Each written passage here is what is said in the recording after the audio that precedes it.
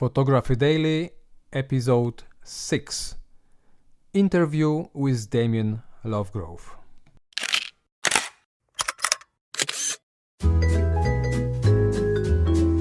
Is your camera next to you?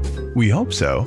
And if not, this podcast with Tomasz and his guests will help you keep your photography passion on fire. Welcome to another episode of Photography Daily. Hello, fellow photographers. I am very excited to introduce my very first guest, Mr. Damien Lovegrove. Damien is considered by many to be one of the world's most influential photographers, contemporary photographers, and he is best known for creating portraits that make women look fabulous. Welcome to the show, Damien. How are you doing this afternoon? Thank you, Tomasz. I'm doing fine, thank you. Yeah, and it's a pleasure to be here, so thank you for inviting me. Yeah, great having you. Damien, why do you photograph? You see, now it gives me a reason to look more intently at the world. I think when you've got a camera in your hand, you use your eyes more, and you line stuff. I line things up. I organize things. I like to rearrange the visual life I experience in front of me. I'm a very visual person, so and photography gives me a focus for that, and so I like to set things up, design a picture, and bring in light and bring in all sorts of elements and create that moment and capture it. And I think that's really why I love photography, because it allows me to be creative. It allows me to be very much in control of things. And I love beauty, and visual beauty is what drives me.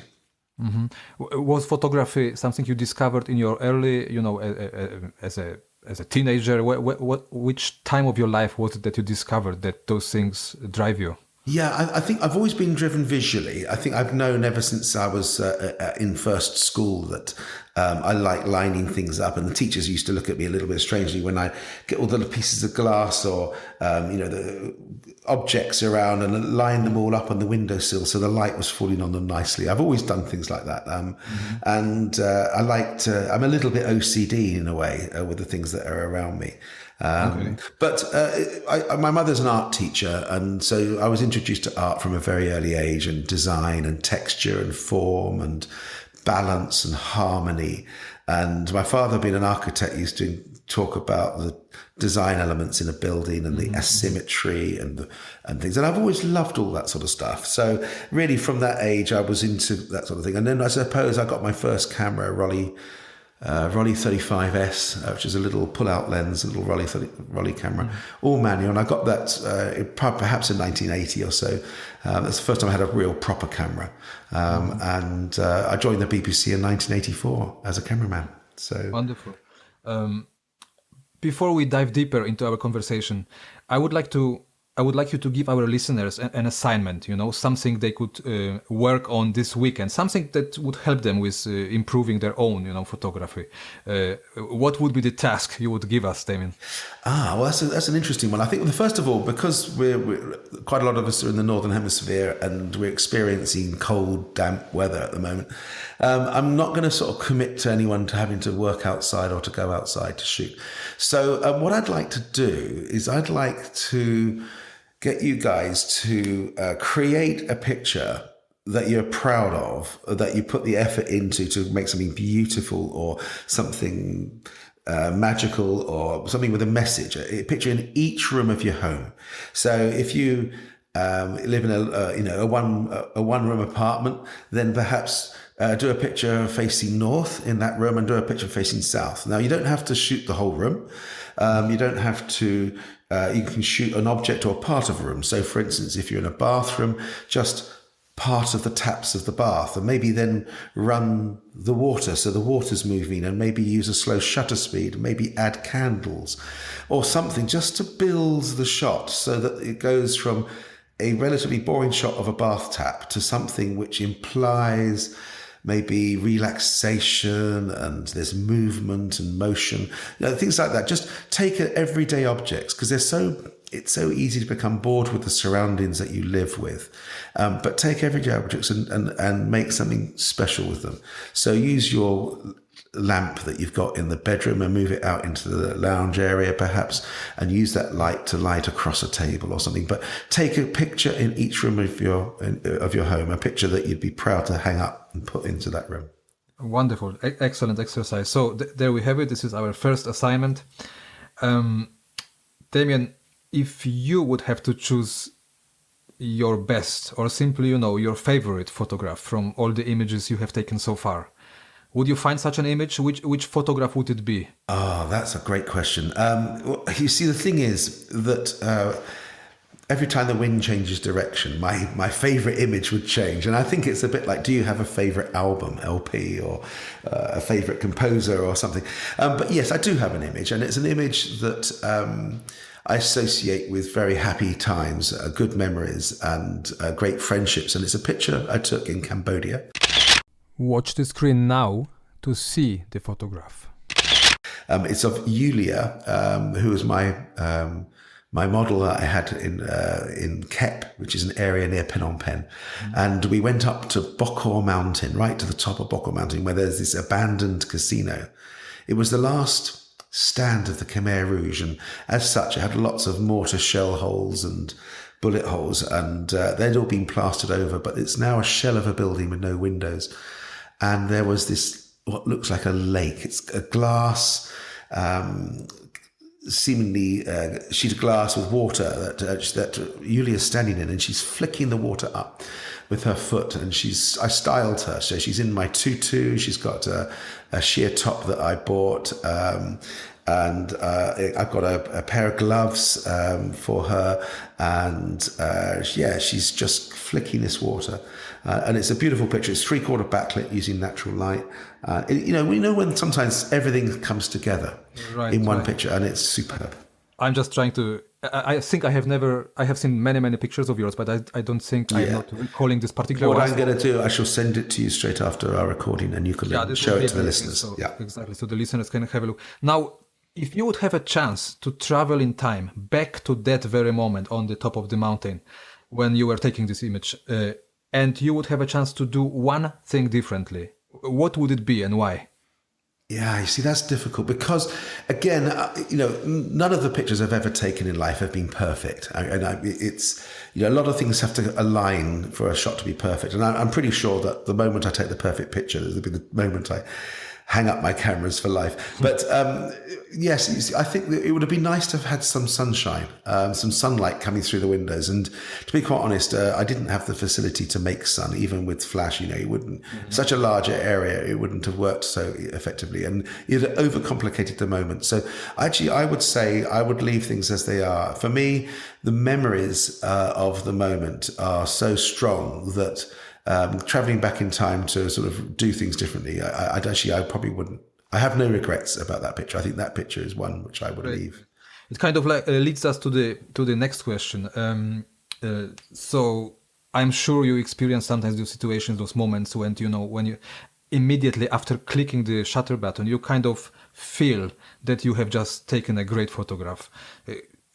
How do you actually know it? Like, what kind of feelings are you experiencing in such moment? Yeah, it's you see, that's the sort of thing that Cartier-Bresson, would have been very proud to answer.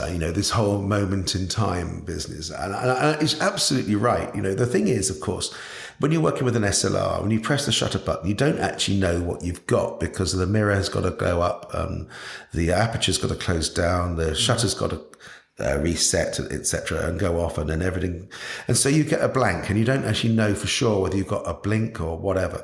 But with the Fuji system, of course, you can see it all happening before you press the button.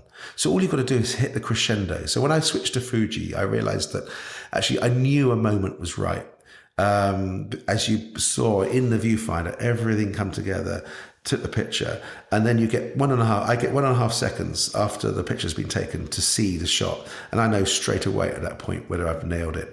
Of course, that's a luxury we have today that Cartier-Bresson never had, and so still, I can imagine you are working so much with people, right? All the time. You're doing portraits, so you must have developed this kind of skill to kind of predict, to kind of, feel the body language of a person and kind of... Oh, totally. Yeah. Right? Predict the moment. That whole peak, finding the peak of the moment, that's something that I've learned over the many, many years. Of course, it's a bit like when I was at the BBC, we had to predict that all the time. So when someone is sitting down, for instance, and they go to stand up, their natural body movement is forward. They transfer the weight forward onto their feet, firmly onto their feet before rising. And so in a video camera, it's very easy to start tilting up when you see someone move, but actually you don't need to tilt up. You need to pull focus and then tilt up. So by shooting video, it allowed me to learn the predictability, what's going to happen, and give people the looking room, the moving room. And I copy that across onto my stills. And I found that a relatively easy thing to do, to find those peaks. I think working with people who are speaking, maybe at weddings, getting a photograph of someone giving a reading or doing a speech, it's much more complicated because you've got to get between the words. You've got to choose those moments when they relax, right, when they look up for the reaction to their audience. And so I think shooting weddings as well has given me a little bit of help in that regard, to know when the right moment is. Do you experience bad days? So the days when, things just are not working for you? Yeah, of course. I think I don't know about everyone experiencing bad days, but I'm pretty sure. I mean, I have a lot of high days, and so there's a lot of peak and happiness and fun and energy in my life. And of course, that has to be balanced. It's not. I wouldn't say that I have as many bad days as I do good days. I'd say I have 99% good days, but I have bad moments on those good days. So my swing from bad to good happens quite quickly. So in the morning, I'm pretty rubbish, I'm not good to chat to, and until I've had a coffee at least, and a coffee or two, right? A coffee or two. So if I've got a workshop, for instance, and I've got all these delegates arriving, and I haven't had my coffee, I'm feeling, and I'm not in a good place. I try to sort of ferret myself away, really, keep out of the way, until I can pick myself up into a very positive, energetic way, and I force that upon myself, and I go into the room with a bounce, and I'm all, it might be a little bit of show at first, but you have to pull it out of the bag. You can't turn up and have a bad day if you've got clients that are expecting wonderful things. That's what I was about to ask you, right? You're dealing with clients, commercial clients, workshop customers. They come halfway around the world sometimes, and they're there. They expect magic, and my corporate clients expect miracles. So really, it's you have to deliver. Whatever the situation. And so there's no time to wallow in self-pity or what have you. You just got to get it done. And if I'm lacking in that creativity, then I can always fall back on what I know works. Get a shot in the camera, get some, put the extra effort in until it is, it's a great shot, and then use the momentum off the back of that to generate the next picture, and then the next picture. And then once you get onto a flow, quite often by the end of the day, I'm absolutely buzzing and flying, and everyone else around me is exhausted. So, sometimes my energy comes towards the end of the day. But the trick is it's a bit like an artist, Bruce Springsteen going out onto Madison Square Gardens to sing. Once he's got the first number under his belt, and they've got a really great reaction from the audience, then that'll carry him right through the set, and that's what it's like. So this is how you deal with those, I break things down into moments. So right. The moment of, creating, the moment before we create the first picture, when, the light isn't right and it's too cold and the makeup's not going so well. And one of my clients has turned up and he's got a problem with his cars being clamped, or so, whatever. There's lots of stuff, noise that gets in the way of the creative process. Sometimes I have to take myself away and just think a little bit, go into a quiet room and just think about, what am I going to do? How am I going to shoot it? What's going to be different? These people are here, they've chosen me, to produce something unique and exciting, and it's something which they wouldn't normally do. So that's what I've got to deliver. So I put a pressure on myself, and then I go in there and deliver it. Have you experienced longer phases of creative kind of, crises? Like, No, not really. I think nothing more than a few hours for the creative side of things. What I will do is I'll switch. So, for instance, my life at the moment is spent sometimes writing. I've just written a book called Portraits, and that was 50,000 words. So that took quite a lot of doing. I write magazine articles. I do podcasts. I do a bit of social media, and I picture edit, and then I shoot. So the thing is, I can often, for the work that I've got lined up for my shooting and my video, I can fit that into my schedule. So I'll choose the right time of day, the right energy moment to actually get on and do that. And then when that isn't there, I'll do social media or I'll do other things. Okay, so now these things, videos, podcasts, interviews, they are all kind of your job related, right? Photography related. What does Damien Lovegrove do when he has enough of photography? What do you enjoy doing otherwise? Yeah, I don't know, actually. I'm pretty sure that I don't have any major hobbies or interests outside of photography. Photography is really all-consuming, I suppose. But I do have quite a lot of time off. So time with the family, I cook, I socialize, I spend evenings with friends in pubs and things. But really, it's socializing is the main thing. And I'm a sort of work hard, play hard sort of guy. As you probably experienced a bit when we were in Venice earlier in the year. Oh, yes. Yeah. We skipped this part here on the show. But we worked hard. It was tough. We were working battling all sorts of conditions with light and models and stuff and delegates' needs and things. But we made sure that we had fun at the end of the day. So would you say, because I was about to ask you about, other interests or hobbies or other sources of inspiration which then play the role in your, creative process as a photographer, would you say in your case it's socializing? It's, surrounding yourself with people which then in turn kind of ignites, your photography? No, I think it's not so much the socializing. I mean, that helps, of course. I think it's the being in lots of places. I think socializing allows me to be in interesting places, and I look at the play of light. I'm forever moving a candle or moving a beer glass so it looks great, or what have you. And I just thinking, I clock in all these different lighting ideas and styles that happen in the real world, and I love all that, and that's what drives my creativity, I suppose. But I think part of the process of generating beautiful pictures of people is my connecting with those people, and I suppose confidence in a social environment is really important, to be able to create that connection, to be able to direct, so that's how I work. Many people talk about something what they call a personal photographic style. Many people are trying to achieve it, to develop their own recognizable style. Do you have your own photographic personal style, Damien?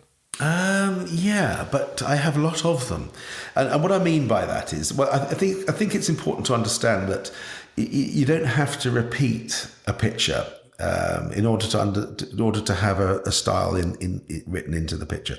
So, for instance, if we look at my work with street portraits and my work with boudoir, they're lit completely differently with different environments and backgrounds, and yet people will still say, "Oh, that's a Damien Lovegrove shot," or "That's a Damien Lovegrove shot." It's the way you use light. And I tend to use a lot of backlight, and often the backlight is more dominant than the key light or the front light, and so I shoot into the light a lot. And what I tend to isolate. I leave the things out of the frame if they're not needed in the frame. Given the opportunity to shoot wide, I will. If the environment is great and it adds to the story, I'll do that.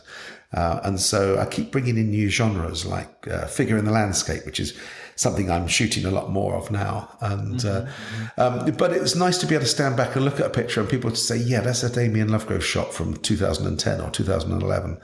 And I think it's okay to evolve your work. You don't have to be like Monet. I know, once Monet had developed a style in painting, his work was recognizable forevermore, and that style continued throughout.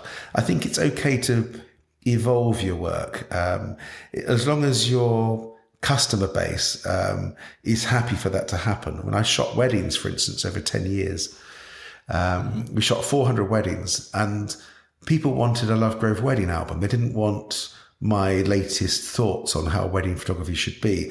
And so we shot every picture for 10 years at f4, every single frame. We shot into the light. We didn't include any sky in the pictures. I had a wide lens and a tight lens, and so and nothing in between. So a shot was either a wide shot or it was a close-up. And when you start putting all these pictures together in an album and you have a rhythm in the album, suddenly you've developed a style just by minimizing, removing elements, removing choices. But this was removing the choices and staying at the any given f4, right? You said aperture was a very conscious choice, or was it just something where you followed your intuition? It was just what we did. It's what everybody who's making TV shows or films, that's what they do. So the whole feature film will be shot at one aperture, or CSI Miami or whatever. It'll all be one aperture for the whole shoot. The program may last 50 minutes.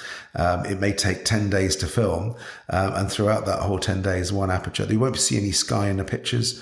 Very, very rarely will you see sky, unless the sky is dramatic or a deep blue or something. Because no film director wants your eye to go out the top of the frame when you're watching a film. They want the contrast, high contrast, and the brightest lit and the in focus areas to be the key subject, and it's what draws you and carries you through the visual experience. And so I decided to use the same for weddings. So, because I'm talking to many photographers, right? Also younger, aspiring photographers. And so many of them are kind of struggling with this idea and getting frustrated about the thing that, they want to develop their own style. Yeah, this is. So what would you suggest? Well, you see, it depends. You see, you could, for instance, if they were shooting weddings, for instance, they could decide to shoot everything in 16:9 horizontal, and to put a classic film LUT or lookup table look to it, so it looks like a movie right away from start to finish, and have every frame every photograph in the album having a consistent look, looking like the work of one photographer, all shot at the same aperture. But if you're shooting street, you might decide, right, everything I'm going to shoot is going to be on the 45mm lens or a 35mm lens. So in a way, you would suggest, which is often the case when we talk about growing as a photographer, again limiting yourself in totally.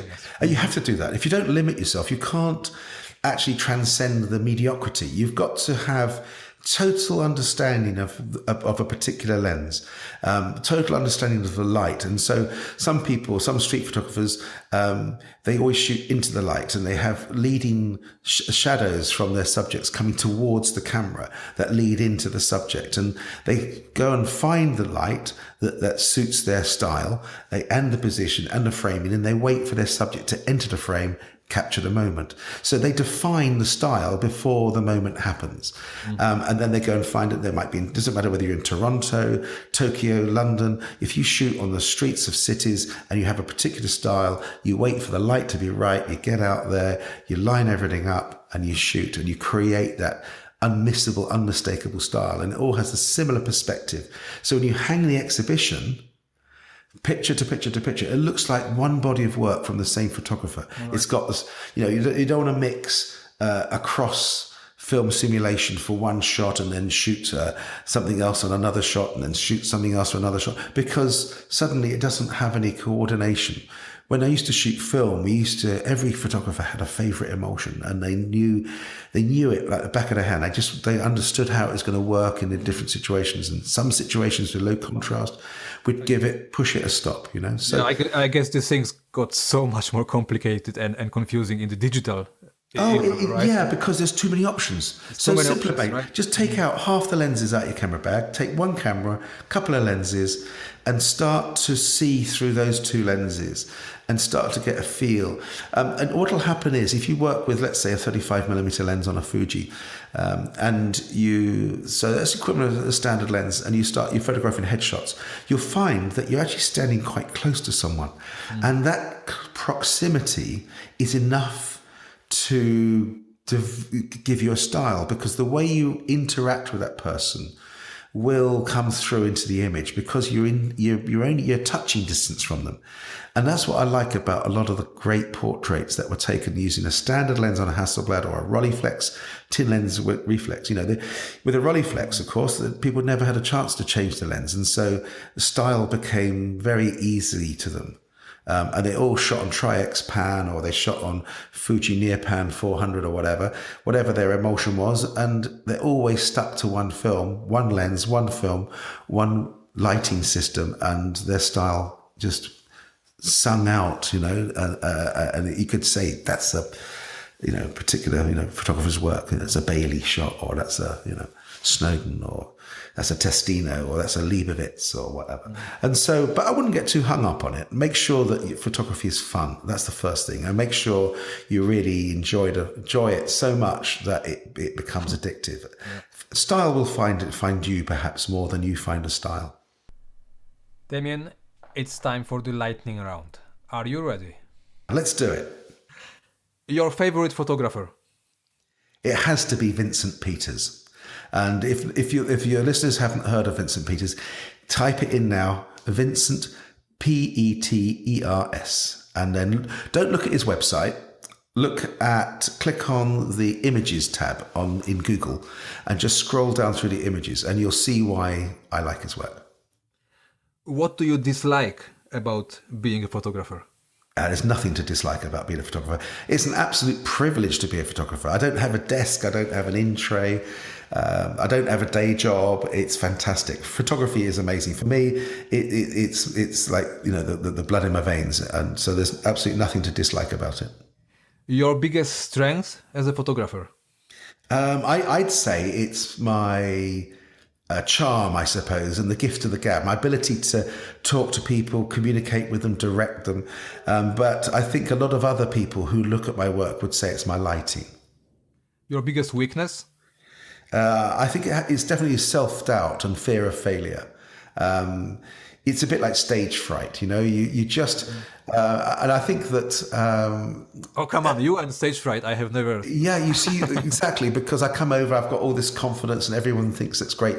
But actually, that's a shell, and I'm quite soft, and I'm very vulnerable, actually. So, someone who criticizes my work or whatever, and I'm thinking, it can really pull me down. And I think there's a lot of creative people who are like that. And I think that's what makes you so charming.